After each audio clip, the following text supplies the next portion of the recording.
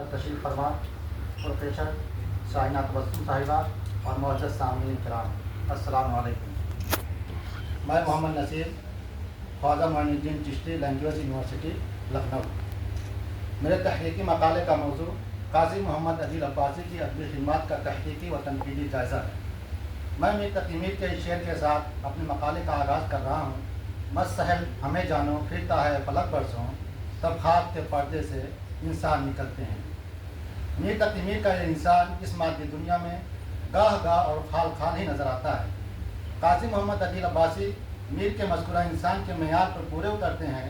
قاضی محمد عدیل عباسی جامع الکمالات شخصیت کے مالک تھے۔ انہوں نے ادب، مذہب، تاریخ، سیاست اور دیگر کئی شعبہ حیات میں اپنا وقار اور اعتبار قائم کیا ہے۔ ہرچند کہ ان کی شخصیت محتاج تعارف نہیں ہے، ان کی خدمات کے اعتراف میں کئی قابل ذکر تحریریں وجود میں آئیں، اور ان کے مطالعے سے احساس ہوتا ہے کہ ان کے فکر و فن کے کئی دریچے ابھی ہوا نہیں ہوئے ہیں، ان پر مزید روشنی ڈالنے کی ضرورت ہے۔ یہی سبب ہے کہ راقب نے قاضی محمد عدیل عباسی کی حیات اور ان کے جملہ کارناموں پر تحقیقی مقالہ قلم بند کرنے کا عزم کیا، تاکہ ان سے متعلق جو تشنگی رہ گئی ہے وہ بہت حد تک دور ہو سکے۔ اردو زبان و ادب کی ترویج و اشاعت کے لیے قاضی محمد عدیل عباسی کی مجموعی خدمات کو دو حصوں میں منقسم کیا جا سکتا ہے۔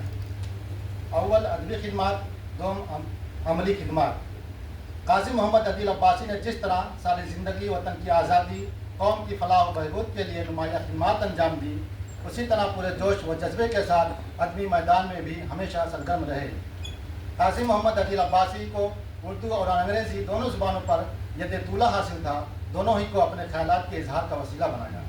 قاضی محمد عدیل عباسی نے قومی و ملکی مسائل پر متعدد مضامین لکھے جو مختلف اردو اور انگریزی اخبارات و رسائل کی زینت بنے۔ انہوں نے انگریزی میں کتاب aspect of politics and society کے نام سے کتاب لکھی۔ یہ کتاب 1981 میں زیور اعتبار سے مزین ہو کر عام و خاص میں مقبولیت و محبوبیت حاصل کر چکی ہے۔ یوں تو قاضی محمد عدیل عباسی نے انگریزی زبان میں اپنے قلم کے جوہر دکھائے ہیں، لیکن ان کا بیشتر تحریری سرمایہ اردو زبان میں ہی ہے۔ قاضی عدیل عباسی کی ادبی خدمات کو 5 زمروں میں تقسیم کیا جا سکتا ہے: صحافت، ترجمہ، تاریخ، ادب و تنقید، افسانوی ادب۔ صحافت قاضی محمد عدیل عباسی کا سب سے پسندیدہ میدان تھا۔ انہوں نے بدروں سے نکلنے والے اخبار مدینہ سے اپنی صحافتی زندگی کا آغاز کیا۔ کچھ عدم مفاہمت کی وجہ سے وہ مدینہ اخبار سے کنارہ کشی اختیار کر کے 1922 میں زمیندار لاہور سے منسلک ہو گئے اور چیف ایڈیٹر کی ذمہ داری سنبھالی۔ دونوں اخباروں کے لیے شاندار مضامین اور اداریہ لکھے، جس کے ذریعے عوام کے اندر جذبہ آزادی کی روح پھونک دی اور برطانوی حکومت کے ایوانوں میں زلزلہ برپا کر دیا۔ بعد ازاں علی گڑھ مسلم یونیورسٹی کے دوران تعلیم 2 اخبار صدائے مسلم اور صدائے عام کے لیے بالمعاوضہ اداریہ لکھ کر پابندی سے ڈاک کے ذریعے بھیجتے رہے۔ اسی طرح دوسرے اخبار اور رسائل میں تادم مرد پوری دیانتداری سے مضامین لکھتے رہے۔ قاضی محمد عدیل عباسی کی صحافتی خدمات کا اعتراف مولانا حسرت موہانی، علامہ اقبال، ظفر علی خان اور جالب دہلوی جیسے نامور صحافیوں نے کیا ہے۔ جالب دہلوی نے قاضی عدیل عباسی کو صحافت کا جوہر کامل قرار دیا ہے۔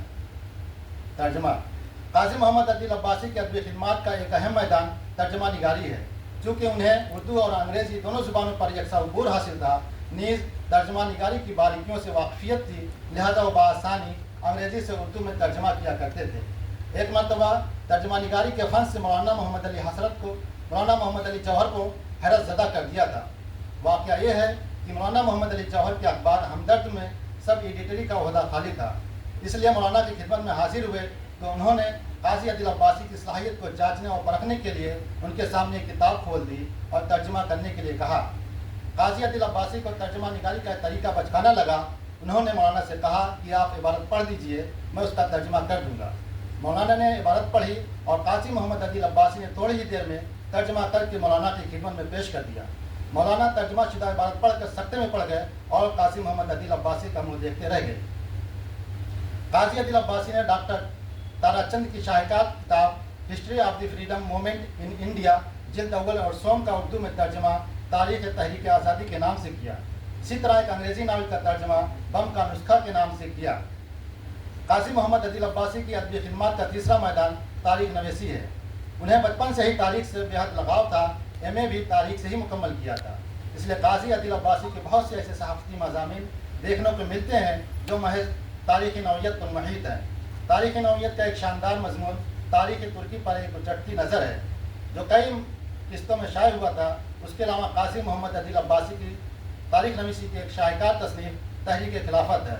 इस तसनीफ़ को हयातुल्लाह अंसारी ने एक अजीम कारनामा करार दिया है।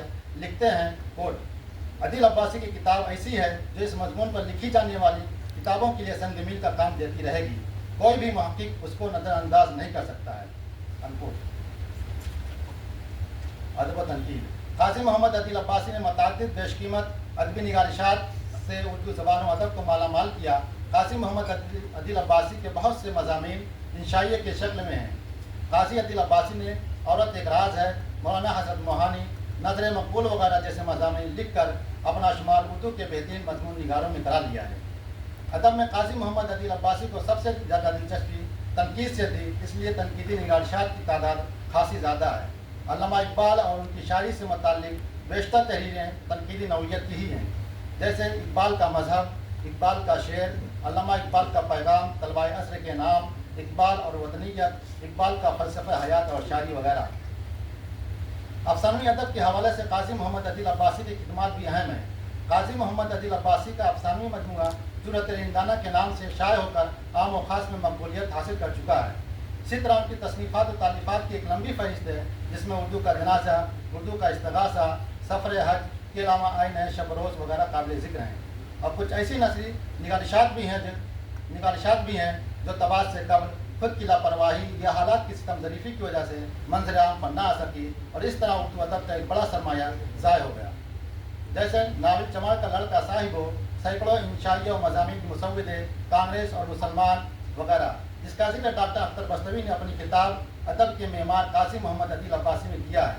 मुख्तसर है कि काजी अदील अब्बासी की दुनियाएँ उर्दू ज़बान व अदब में नस्र खिदमत लायक सताइश व तहसीन है, जिसको कभी फरामोश नहीं किया जा सकता। राकिम के ज़रिए अपने तहकीकी शूर और पुरजाफशानी के साथ मज़कूरा तसानीफ़ को मंजर आम पर लाने की हर मुमकिन कोशिश की जाएगी। अमली खिदमत। काजी मोहम्मद अदील अब्बासी ने मुख्तलिफ मैदान में अमली खिदमत अंजाम दी, मगर दो उमूर बतौर ख़ास उनका मतमह नज़र थे। पहले है कि उर्दू ज़बान को आज़ाद हिंदुस्तान में उसका जायज़ हक़ दिलाना, उसकी तरोीज व इरशाद के लिए ज़रूरी इक़दाम करना। दूसरा है कि दीनी मदारिस की मुंतशिर सूरत हाल की सिराज़ाबंदी करना। अंजुमन तरक्की उर्दू के ज़ेर साया उत्तर प्रदेश में उर्दू को इलाक़ाई ज़बान का दर्जा दिए जाने की दस्तखती मुहिम शुरू हुई, जिसमें काजी अदील अब्बासी एक सरगर्म कारकुन की हैसियत से पेश थे। काजी अदील अब्बासी ने बड़ी जाफिशानी के साथ घूम कर बड़ी तादाद में दस्तखत करवाए और डॉक्टर ज़ाकिर हुसैन की क़ियादत में सदर जमहूरिया हिंद को तकरीबन 20,50,000 से ज़्यादा दस्तखतों के साथ मेमोरेंडम पेश किया। काजी अदील अब्बासी ने इस प्लेटफार्म के ज़रिए उर्दू के लिए नाकाबिल फरामोश खिदमत अंजाम दी। दीनी तालीमी कौंसिल।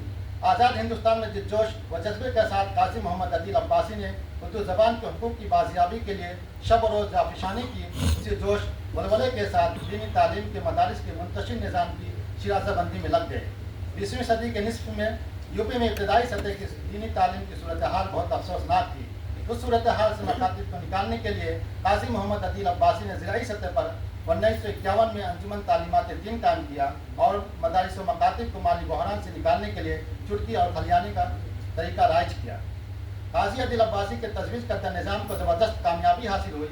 इस तहरीक को उस वक्त के बड़े बड़े उलमा और दानिश्वरों ने खूब सराहा।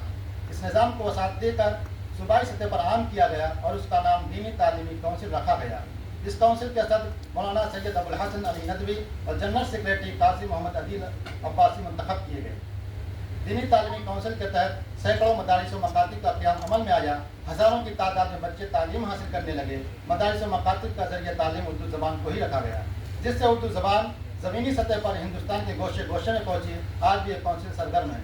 शमसुर रहमान फारूकी लिखते हैं कि कोट, सियासत और सहाफ़त में काजी मोहम्मद अदील अब्बासी का सानी हो सकता है, लेकिन उर्दू के खिदमतगारों में काजी साहब का सानी कोई नहीं है। अनकोट। अब आखिर में उर्दू के नामवर अफसाना निगार रामलाल के गिरगिरां तक इक़्तिबास के साथ अपने मकाले को ख़त्म करते हुए आप हज़रात से रुख़सत चाहता हूँ। अफसोस, उर्दू का वो मुजाहिद और बूढ़ा मुजाहिद जिसके हाथ में हमेशा एक छड़ी भी रहती थी, अब हमारे दरमियान में नहीं है। जिसकी सारी शख्सियत मालूम होती थी, उसकी आवाज़ हमारी उर्दू अकेडमी के ऐवानों में अब कभी नहीं गूंजेगी। लेकिन वो जो कुछ कहते रहे और लिखते रहे, उसकी बात कभी ख़त्म नहीं होगी। शुक्रिया।